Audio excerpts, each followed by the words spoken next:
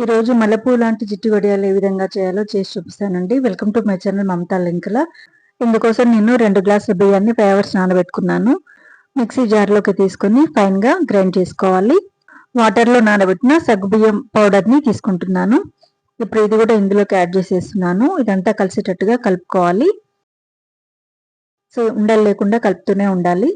ఈ విధంగా కలిపిన తర్వాత ఇప్పుడు ఇందులోకి నేను సాల్ట్ 3 టేబుల్ స్పూన్ సాల్ట్ అనేది తీసుకున్నాను.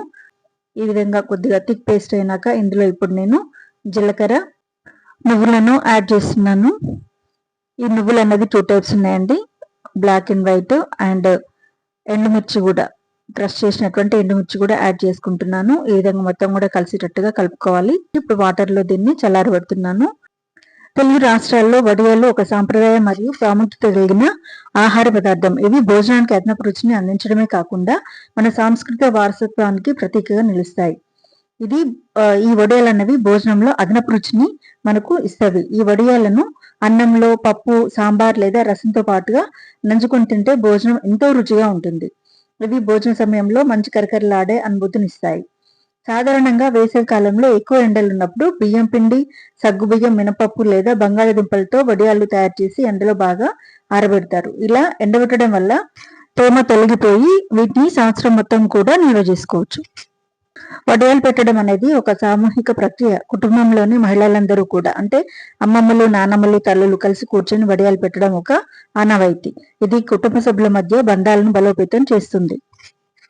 వడియాలు ఒక సైడ్ డిష్ మాత్రమే కాదు, అవి మన ఆహారపు అలవాట్లలో మరియు జ్ఞాపకాలలో భాగమైన ఒక అద్భుతమైన సాంప్రదాయ ఆహారం. చూడండి వడియాలు ఎంత బాగా వచ్చాయో. వీటిని ఫ్యాన్ గాలికి 3 days ఆరబెట్టినాక ఎండలో కూడా పెట్టానండి. 1 dayలో ఇవి మొత్తం కూడా ఈ విధంగా క్రిస్పీగా వచ్చేసాయి. చూడండి చిట్టి వడియాలు ఎంత బాగా ఉన్నాయో. ఇప్పుడు వీటిని ఆయిల్లో వేసి వేయించి చూపిస్తాను. తక్కువ టైంలో పెట్టుకునే ఈ వడియాలు ఎక్కువ కాలం నిల్వ ఉంటాయి. చిట్టి చిట్టి వడియాలు ఎంత బాగున్నాయో.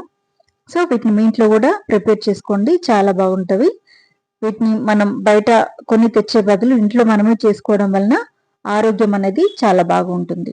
సో కాబట్టి హెల్త్ కాన్షియస్ ఉన్న వాళ్ళు కంపల్సరీగా వీటిని ఇంట్లో ప్రిపేర్ చేసుకొని మీ ఇంట్లో కుటుంబ సభ్యులకి తినిపించండి. వారి ఆరోగ్యాన్ని కూడా కాపాడండి. ఆయిల్లో వేయగానే చూడండి మల్లెపూలలాగా ఎంత బాగా విచ్చుకున్నాయో. సో ఈ విధంగా చాలా క్రిస్పీగా టేస్టీగా వచ్చాయండి ఈ వడియాలు. చూడండి చాలా చాలా బాగున్నాయి. సో కాబట్టి మీరు కూడా ఇంట్లో ఈ వడియాలని పెట్టుకోండి. ఏ విధంగా వచ్చాయో నాకు కామెంట్ సెక్షన్లో తెలియజేయండి. ఫుల్ వీడియో తప్పకుండా చూడండి. ఈ వీడియో కనుక మీకు నచ్చినట్లయితే లైక్ చేయండి, షేర్ చేయండి, సబ్స్క్రైబ్ చేయండి.